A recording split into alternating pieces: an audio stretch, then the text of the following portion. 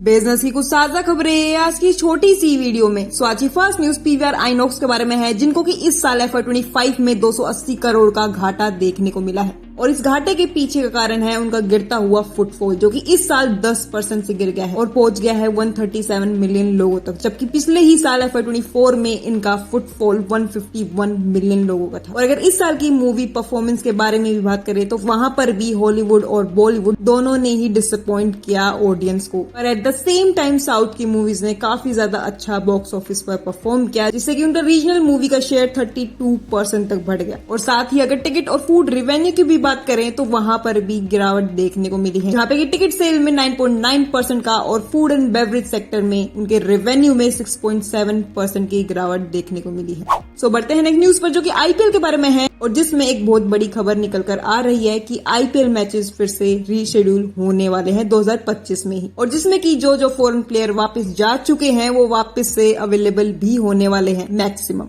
और अगर कोई भी फॉरेन प्लेयर आईपीएल के लिए अवेलेबल अब नहीं हो पाता है तो उनकी जगह सभी आईपीएल टीम्स को बीसीसीआई के द्वारा बोल दिया गया है कि आप लोग टेम्परेरी प्लेयर्स को साइन कर सकते हो। पर इसी के साथ साथ उन्होंने ये भी कहा है कि सारे टेम्परेरी जो प्लेयर सिलेक्ट होने वाले हैं इस आईपीएल में खेलने के लिए, जो बाकी के बचे हुए मैचेस हैं, उनको अगले साल के लिए रिटेन आईपीएल टीम्स नहीं कर पाएंगी, यानी कि वो वापस से ऑक्शन में ही जाएंगे और अगर किसी आईपीएल टीम को उन्हें खरीदना हुआ तो वो वहां से ऑक्शन से ही उन्हें खरीदेंगे। तो बढ़ते हैं नेक्स्ट न्यूज पर, जो कि हमारे कंज्यूमर प्राइस इंडेक्स के बारे में है, जिसने की 6 साल का रिकॉर्ड ब्रेक किया है। तो रिसेंटली जो अप्रैल का सीपीआई यानी कि कंज्यूमर प्राइस इंडेक्स इन्फ्लेशन रहा है वो सिर्फ 3.16% रहा है, जो कि 68 महीने का सबसे कम लेवल पर है, और जिसमें बहुत सारे इकोनॉमिस्ट ने इस वक्त FY26 के लिए फोरकास्ट किया है कि ये सीपीआई जो लेवल है वो एवरेज हमारा FY26 में 3.8% रह सकता है। और इसी के साथ साथ उन्हें ये भी उम्मीद है कि आरबीआई अभी और रेपो रेट कट करने वाला है, जो कि हो सकता है 55 बेसिस पॉइंट्स तक का। और अभी इस रेपो रेट की कंफर्मेशन हमें 4 से लेकर 6 जून के बाद ही पता लगेगी, क्योंकि इस टाइम पीरियड में आरबीआई की अगली पॉलिसी मीटिंग होने वाली है। तो बढ़ते हैं नेक्स्ट न्यूज पर, जो कि आंध्र प्रदेश के बारे में है और जिसमें इस वक्त 22,000 करोड़ का बड़ा इन्वेस्टमेंट होने वाला है एक कंपनी के द्वारा, जिसका नाम है रीन्यू पावर, जो कि एक गुड़गांव बेस्ड कंपनी है और जिसने रिसेंटली प्रपोजल रखा है स्टेट के सामने, आंध्र प्रदेश स्टेट के सामने, जिसमें कि वो 22,000 करोड़ इस स्टेट में इन्वेस्ट करना चाहते हैं, जिसमें कि वो आंध्र प्रदेश में 2.5 गीगावाट री project with 1 gigawatt battery storage का प्लांट लगाना चाहते हैं, जो कि आंध्र प्रदेश के लिए क्लीन एनर्जी कैपेसिटी में उसको रेस में और सारी स्टेट साथ ले आएगा। क्योंकि इस वक्त अगर हम आंध्र प्रदेश का करंट क्लीन एनर्जी कैपेसिटी को देखें तो वो सिर्फ 9 गीगावाट का है, जबकि उसकी साथ वाली स्टेट तमिलनाडु और कर्नाटका में 23 गीगावाट को ऑलरेडी उन्होंने क्रॉस कर लिया है। तो अभी आंध्र प्रदेश जो पीछे था वो इस प्रोजेक्ट के साथ रेस में फिर से बना रहेगा। सो बढ़ते हैं नेक्स्ट न्यूज पर, जो कि HAL के बारे में है। HAL यानी कि हिंदुस्तान एरोनॉटिक्स लिमिटेड के बारे में, जिन्होंने रिसेंटली 3,000 करोड़ का कैपेक्स अनाउंस किया है और उनका प्लान है अपने नॉन कोर लैंड को, जो कि दिल्ली के अंदर है, उसको मोनेटाइज करने का। तो रिसेंटली हिंदुस्तान एरोनॉटिक्स ने कैपिटल एक्सपेंडिचर टारगेट रखा है अपने लिए, जो कि 3,000 करोड़ तक का है, जिसमें कि वो अपनी प्रोडक्शन कैपेसिटी और डिफेंस प्रोजेक्ट पर काफी ज्यादा फोकस करने वाले हैं। साथ ही में FY25 से लेकर FY29 के लिए HAL ने टोटल कैपेक्स प्लान भी किया है, जो कि 14,000 करोड़ से लेकर 15,000 करोड़ तक पहुंचने की उम्मीद है। साथ ही में उन्होंने ये भी अनाउंस किया है कि वो अपने नॉन कोर दिल्ली लैंड को जल्द ही मोनेटाइज करने का प्लान बना रहे हैं, जिसका कि इस वक्त 300 से 400 करोड़ का वैल्यू एस्टिमेशन भी है। साथ ही में कंपनी ने ये भी डिसाइड किया है कि वो डिफेंस सेक्टर भी काफी तेजी से काम करेगा, जिसमें कि वो इंडियन मल्टी रोल हेलीकॉप्टर और एडवांस मीडियम कॉम्बैक्ट एयरक्राफ्ट के लिए इंफ्रास्ट्रक्चर को डेवलप करने वाला है। साथ ही में कंपनी 600 करोड़ का कार्बन फाइबर फैसिलिटी और heavy duty hydraulic pressure setup करने की भी प्लानिंग कर रहा है। और साथ ही में कंपनी के बारे में एक और न्यूज है कि उन्होंने रिसेंटली सिक्योर करी है 156 लाइट कॉम्बैक्ट हेलीकॉप्टर्स के लिए सबसे बड़ा ऑर्डर, जिसकी वैल्यू है 60,777 करोड़ तक की। तो काफी ज्यादा प्रोजेक्ट्स अनाउंस किए गए हैं कंपनी की तरफ से इस वक्त। सो बढ़ते हैं नेक्स्ट न्यूज पर, जो कि IREDA के बारे में है और जिसने फाइनली बैंक्रप्सी के लिए इंसॉल्वेंसी एप्लीकेशन फाइल कर दी है,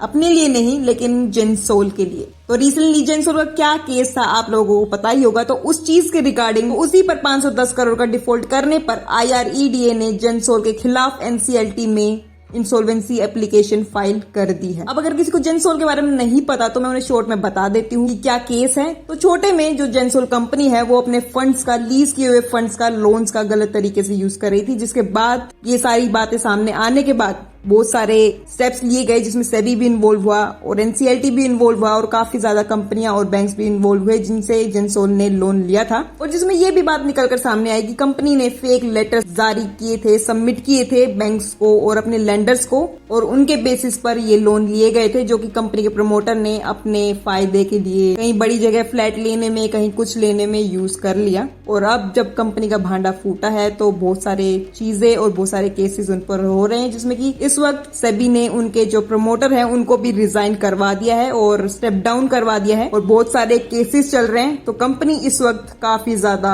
खतरे में है। साथ ही में बहुत सारे लोगों के पैसे लगे हुए थे वो भी डूब चुके हैं। सो बढ़ते हैं नेक्स्ट न्यूज पर, जो कि ट्रम्प गवर्नमेंट के बारे में है, ट्रम्प जी के बारे में है, जिन्होंने फिर से आकर नई पॉलिसी अनाउंस करने का अनाउंसमेंट फिर से कर दिया है, जिसमें कि वो बोल रहे हैं कि हमारी जो पुरानी पॉलिसी थी उसको हम वापस से लॉन्च करेंगे, जिसका नाम है MFN पॉलिसी। अब ये पॉलिसी क्या है इसको भी समझेंगे छोटे में, लेकिन उससे पहले न्यूज क्या है ये सुन लो कि यूएस प्रेसिडेंट ने एग्जीक्यूटिव ऑर्डर के थ्रू ड्रग्स प्राइसिंग का MFN मॉडल वापस इंट्रोड्यूस करने का प्लान बनाया है, जिसकी वजह से हमारा जो फार्मा सेक्टर है वो एक अपॉर्चुनिटी, एक बहुत बड़ी अपॉर्चुनिटी यूएस मार्केट में फिर से देख रहा है। क्योंकि इससे पहले ट्रम्प गवर्नमेंट ने कहा था कि वो बाहर से आने वाले सारे फार्मा सेक्टर से डिपेंडेंसी हटाना चाहते हैं और चाहते हैं कि यूएस में ही हम उस चीज का प्रोडक्शन करें। और इंडिया कितना बड़ा एक्सपोर्टर है ड्रग्स का ये आप लोगों को पता ही है। जेनेरिक ड्रग्स में हम सबसे नंबर 1 है और उसी चीज की वजह से हमारे फार्मा सेक्टर को बहुत ज्यादा नुकसान देखने को मिला था इस अनाउंसमेंट के बाद। और अभी जो नई अनाउंसमेंट के बाद फार्मा सेक्टर फिर से